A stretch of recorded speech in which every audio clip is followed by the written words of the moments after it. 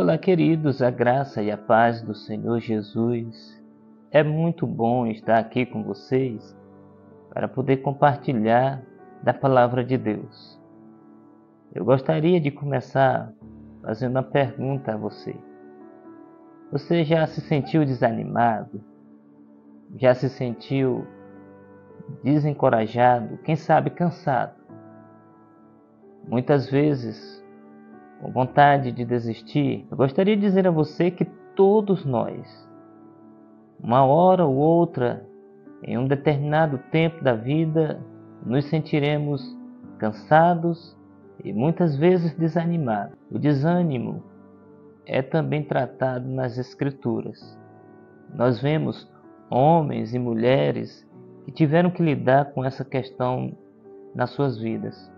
Por exemplo, se você pegar o profeta Elias, em uma determinada ocasião ele ficou tão desanimado que Deus teve que intervir. Deus teve que reanimá-lo para que ele continuasse no ministério. Ele havia perdido todo o brilho e toda a vontade de viver. O rei Davi, no Salmo 51, versículo 11, diz: Senhor, restaura-me, ou restitui-me a alegria da tua salvação. Embora ele não tivesse perdido a salvação, mas ele estava totalmente sem ânimo, totalmente desanimado na vida. Mas eu quero tratar desse tema com vocês olhando para Josué capítulo 1. Quando nós chegamos no versículo 9, o Senhor diz para Josué para que ele não desanime. E então Deus diz para Josué: olha, a partir de agora, a responsabilidade de liderar esse povo é com você. Moisés trouxe até aqui, Moisés morreu, mas você segue daqui. Era uma tarefa difícil, era algo gigantesco diante dos olhos de Josué. E então Deus diz para Josué: não desanime. Ali, em Josué capítulo 1, Deus trouxe pelo menos 4 palavras para trazer ânimo a Josué, para dar força a Josué, para que ele se mantivesse confiante naquela tarefa que tinha que desempenhar. A primeira palavra é que Deus diz assim: ser forte e corajoso. Em outras palavras, Deus está dizendo para Josué: fique de pé. Eu sei que é grande a batalha, eu sei que os desafios são gigantescos, mas seja forte, seja corajoso. Não deixe a crise te amedrontar, não deixe os problemas te apavorar. Pelo contrário, seja forte e seja corajoso. Põe esse povo para marchar, porque o lugar que Deus havia prometido a eles não era o deserto, mas era a terra que mana leite e mel. Outra coisa que Deus disse para Josué para que ele não desanimasse foi: assim como eu fui com Moisés, assim como eu prometi a Moisés, aonde tu pisar a planta do teu pé eu te darei. O que Deus está dizendo para Josué é: as minhas promessas estão de pé. As minhas promessas não falham.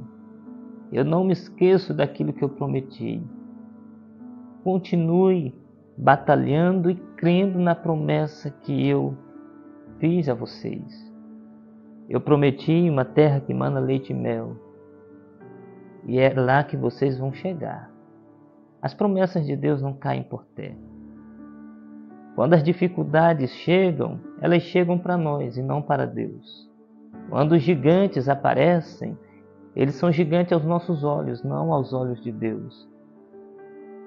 Portanto, creia nas promessas de Deus, porque nada e nem ninguém pode impedi-las de ser cumpridas. A terceira coisa que Deus diz para Josué, que lhe ajudaria a ter ânimo, a continuar batalhando, é que ele precisava andar segundo a palavra de Deus. Está escrito: não te desvie nem para a direita e nem para a esquerda. Tenha a palavra de Deus como a bússola da sua vida.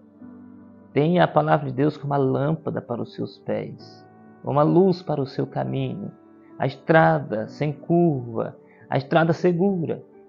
Andando pela palavra de Deus, você jamais se perderá.